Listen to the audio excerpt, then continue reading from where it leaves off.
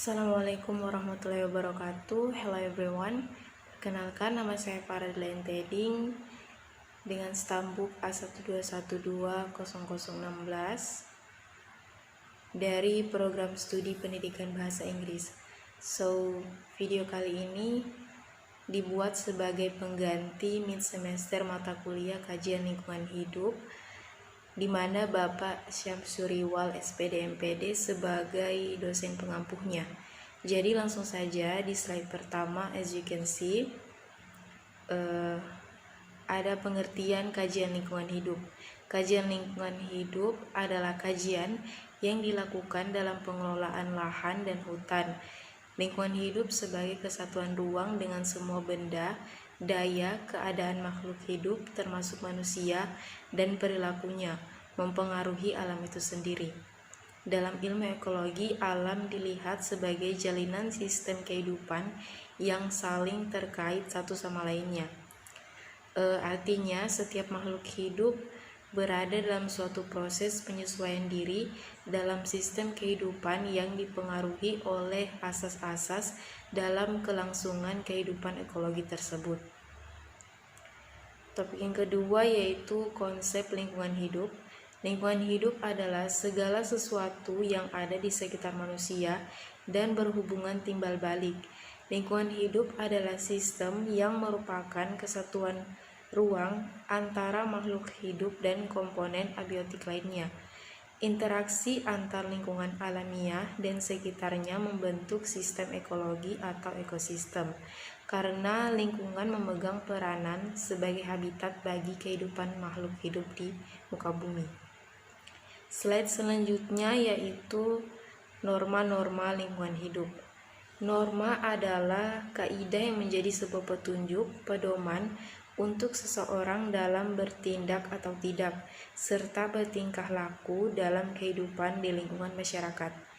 Macam-macam norma lingkungan hidup. Yang pertama ialah norma sosial. Norma sosial adalah aturan tidak tertulis yang berlaku pada suatu masyarakat. Norma ini tidak ada sanksi hukum. Pelanggaran terhadap norma sosial yaitu sanksi sosial berupa dikucilkan di masyarakat dan lain-lain. Norma sosial mencakup cara, usage, kebiasaan, folkway, tingkah laku, mores, dan adat istiadat atau custom. Yang kedua yaitu norma hukum. Peraturan hukum mengenai lingkungan hidup Indonesia diatur dalam Undang-Undang Republik Indonesia Nomor 23 Tahun 1997 tentang pengelolaan lingkungan hidup, pasal 5 dan pasal 8. Disebutkan bahwa setiap orang memiliki hak yang sama atas lingkungan hidup yang baik dan sehat. Kemudian diatur dalam Undang-Undang Nomor 39 Tahun 1999 tentang hak asasi manusia, pasal 3 menyebutkan bahwa masyarakat berhak atas lingkungan hidup yang baik dan sehat. Kemudian norma ketertiban. Norma ketertiban adalah suatu keadaan kehidupan yang serba teratur dan tertata dengan baik sesuai dengan ketentuan perundang-undangan yang berlaku. Selanjutnya norma kebersihan. Norma kebersihan adalah keadaan lingkungan kota maupun desa yang bersih dari pencemaran udara, pencemaran air dan sampah. Kemudian yang terakhir yaitu norma keindahan. Norma keindahan adalah keadaan lingkungan perkotaan yang nyaman, estetik, dan proporsional. Slide selanjutnya yaitu kebijakan lingkungan hidup di Indonesia. Sejalan dengan terjadinya pergantian pemerintahan di Indonesia pada tahun 2004 yang lalu telah diadakan pemilihan umum untuk pertama kalinya memilih langsung Presiden Republik Indonesia dan terpilihlah pasangan Susilo Bambang Yudhoyono dan Yusuf Kala sebagai Presiden dan Wakil Presiden. Dalam pemerintahannya, Presiden SBY mengeluarkan Peraturan Presiden Nomor 7 Tahun 2005 tentang Rencana Pembangunan Rangka Menengah Nasional 2004 sampai 2009. Dalam ketentuan Perpres Nomor 7 Tahun 2005 pada poin 8 tentang pemenuhan hak atas lingkungan hidup dan sumber daya alam. Dinyatakan bahwa peningkatan akses masyarakat miskin dalam pengelolaan dan pemanfaatan lingkungan hidup dan sumber daya alam dilakukan melalui berbagai program, yaitu yang pertama program pemanfaatan sumber daya hutan, kemudian program pelindungan dan konservasi sumber daya alam, program pengembangan kapasitas sumber daya alam dan lingkungan hidup, dan yang terakhir pengendalian pencemaran lingkungan hidup. Slide selanjutnya yaitu mengenai komponen-komponen lingkungan yang terbagi dalam berbagai aspek.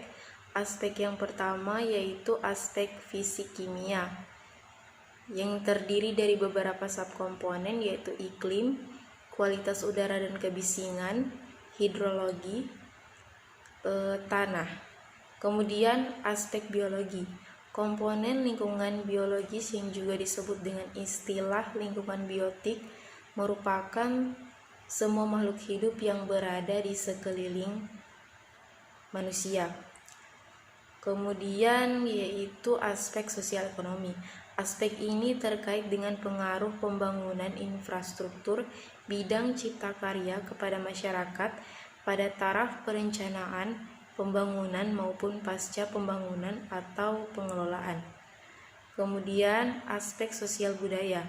Lingkungan sosial ini merupakan suatu lingkungan yang mana menjadi tempat bagi manusia untuk bersosialisasi. Aspek yang terakhir yaitu aspek kesehatan masyarakat. Adanya ruang kajian lingkungan yang hijau sangat menyehatkan masyarakat kota. Selain berfungsi untuk dapat mencegah banjir, juga dapat berfungsi sebagai mengurangi polusi udara, yaitu dengan adanya tumbuhan atau pohon-pohon yang banyak yang menyerap udara kotor atau karbon dioksida menjadi udara yang bersih atau oksigen.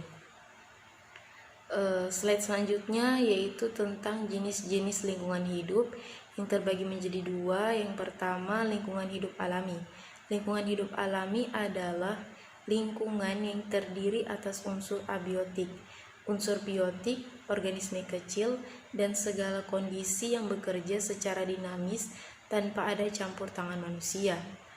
Lingkungan hidup alami terbagi menjadi dua macam, yaitu lingkungan hidup di air yang meliputi danau, laut, rawa, dan sungai, dan lingkungan hidup di darat yang meliputi bukit, gunung, hutan, lembah, dan padang rumput.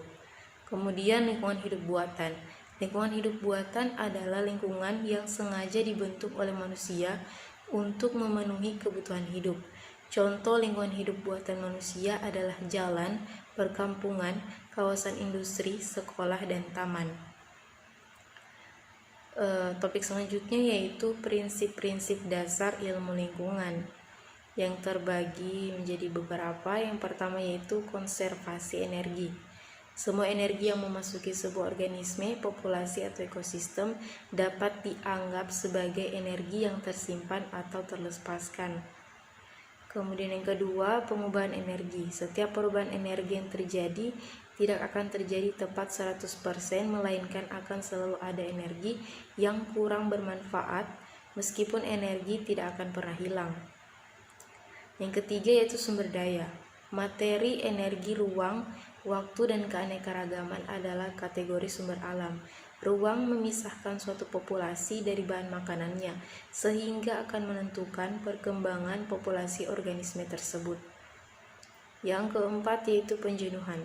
Semua kategori sumber alam, jika pengadaan sumber itu sudah cukup tinggi, pengaruh komponen kenaikan sumber alam itu menurun dengan penambahan sumber alam sampai kepada tingkat yang maksimum. Yang kelima yaitu dua jenis sumber daya.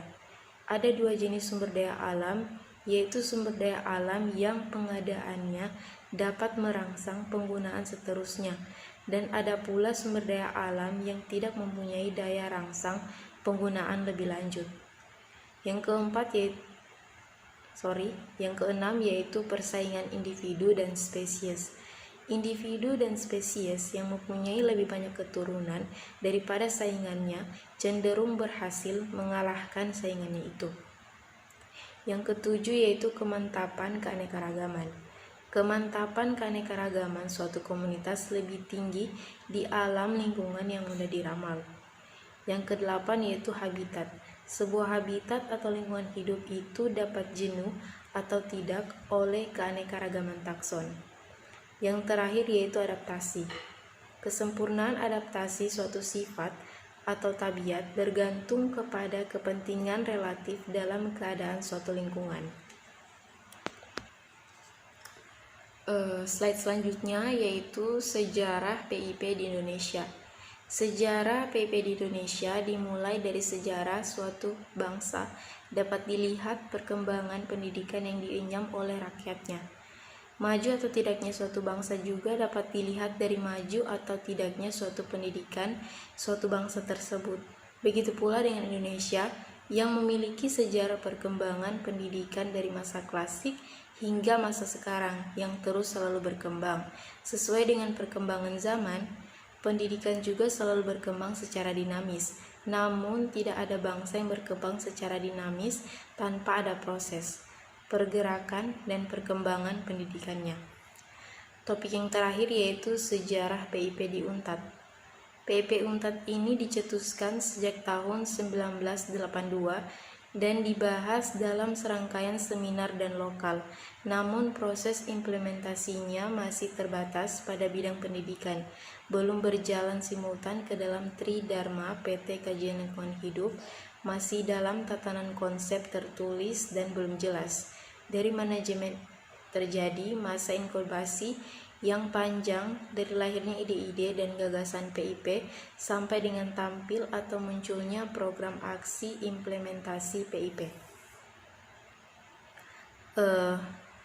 Sekian dari saya tentang seputar kajian lingkungan hidup.